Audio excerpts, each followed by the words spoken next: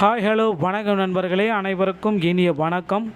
நீங்கள் எல்லாருமே ஆவலுடன் எதிர்பார்த்த இந்த பயிர்க்கடன் தள்ளுபடி.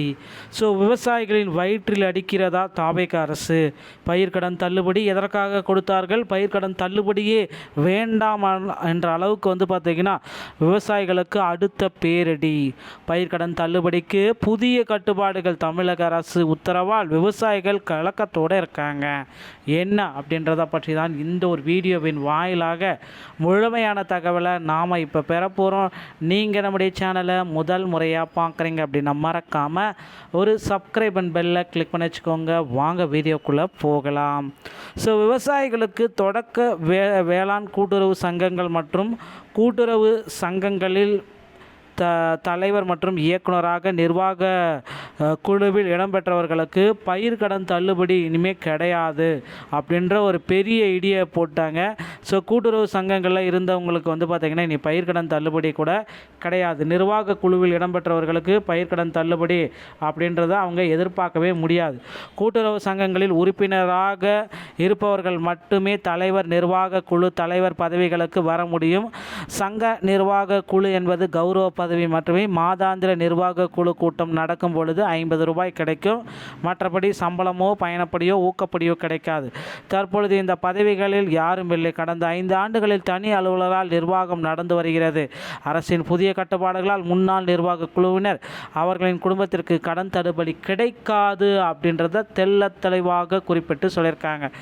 கூட்டுறவு சங்கங்களில் தலைவர் மற்றும் இயக்குநராக பதவி வைத்த விவசாயிகளுக்கு இனி பயிர்க்கடன் தள்ளுபடி அப்படின்றது கிடையவே கிடையாது என தாவேக அரசு பெரிய அடி அடிச்சிருச்சு. இனி விவசாயிகள் என்ன செய்ய போகிறாங்க அப்படின்றது ஒரு கேள்விக்குறியாக இருக்குது.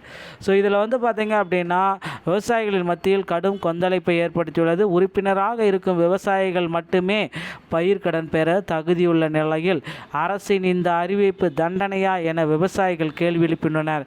தமிழகத்தில் சட்டமன்ற தேர்தலுக்கு முன்பாக தாவேக தலைவர் விஜய் விவசாயிகளின் கூட்டுறவு சங்கங்களில் பெற்ற பயிர்க்கடன் முழுவதுமாக தள்ளுபடி செய்யும் என அறிவித்தார். ஆனால் ஆட்சி பொறுப்பேற்ற பிறகு ரூ.50,000க்கு உட்பட்ட கடன்கள் மட்டுமே தள்ளுபடி செய்யப்படும் அப்படின்ற ஒரு ஜீவோ பாஸ் பண்ணாங்க. இது சரியில்லை அப்படின்றதுனால மீண்டும் 75,000க்கு ஒரு ஜீவோ பாஸ் பண்ணியிருக்காங்க. 5,932 கோடி என 23 லட்சம் மதிப்பிலான கடன்கள் மட்டுமே தள்ளுபடி செய்வதாக அறிவிப்பு வெளியிடப்பட்டது. சிறு மற்றும் குறு விவசாயிகளுக்கு முரண்பாடான கடன் தள்ளுபடி அறிவிப்பை வெளியிட்டார். அது மட்டுமல்லாது 1 லட்சம் கடன் பெற்றவர்களுக்கு 5,000 மட்டுமே தள்ளுபடி என அரசு அறிவித்தது.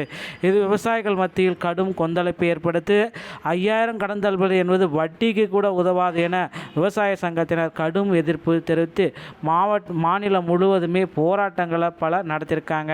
இதையடுத்து 75,000 ரூபாய் வரைக்கும் இதில் கடன் தள்ளுபடி அப்படின்றது கொடுத்துருக்காங்க. என தள்ளுபடி தொகையை உயர்த்தி அறிவித்தது. இதில் 75,000 அப்படின்றது அரசு பார்த்திங்கன்னா மீண்டும் அவங்க முதற்கட்ட போராட்டத்துக்கு அப்புறம் உயர்த்தி அறிவிச்சிருக்காங்க. இதனால் பார்த்திங்கன்னா அவங்க கொஞ்சம் சந்தோஷமாக இருப்பாங்க பார்த்திங்கன்னா கிடையாது. எனினும் தாவேக அரசு தேர்தலுக்கு முன்பு அறிவித்தபடி கூட்டுறவு சங்கங்களில் விவசாயிகள் பெற்ற கடன் முழுவதையும் நிபந்தனையின்றி தள்ளுபடி செய்ய வேண்டும் என வலியுறுத்தி விவசாயிகள் அரை நிர்வாண போராட்டத்தையும் தொடர்ந்து நடத்த ஆரம்பிச்சிட்டாங்க.